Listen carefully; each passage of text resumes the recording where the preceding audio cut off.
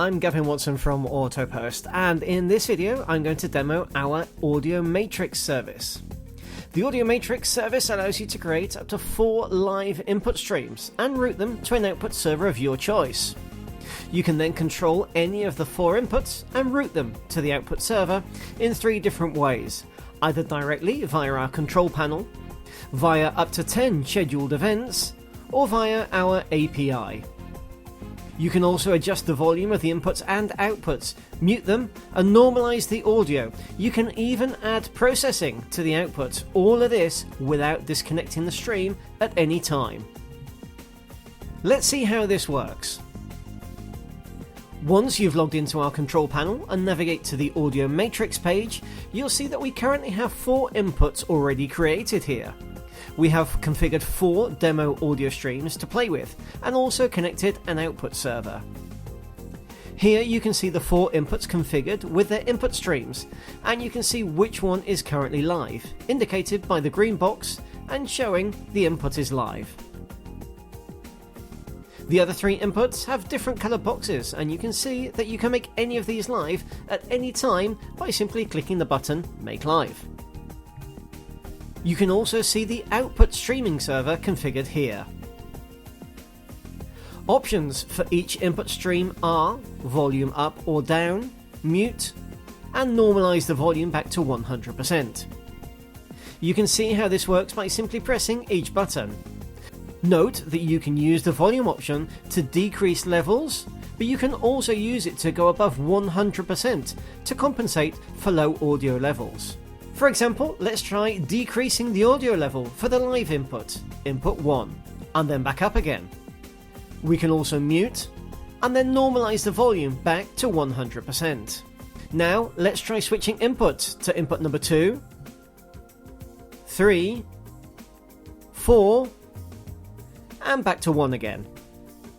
Note that all of this happens without ever disconnecting the stream, so you can do all of this without losing listeners on your streaming server. Now, if we go to the output section, we also have the same options to decrease or increase the audio levels on the output stream. There's also a handy audio processor option if you want to enhance your audio on the output stream, again without ever disconnecting the stream. In the section below, we can configure and update the input stream, up to 4 of them. Again, all of this can be done without restarting the stream at any time, so you can update any of the 4 streams in real time and switch between them. Below is the output destination server. Here you select which type of server you're sending the audio to, hostname or IP address, port number, source password, and which type of codec and bitrate you want to use to send the audio onwards. You can also enter optional information such as the station name, etc. Please note that changing and resubmitting this information does restart the stream. Below, you can configure up to 10 scheduled events. These can be used for creating time schedules for switching between any of the 4 inputs. You can create a single day event or daily events by selecting all of the days. First of all, set your time zone here to ensure that the correct time zone is used for the events.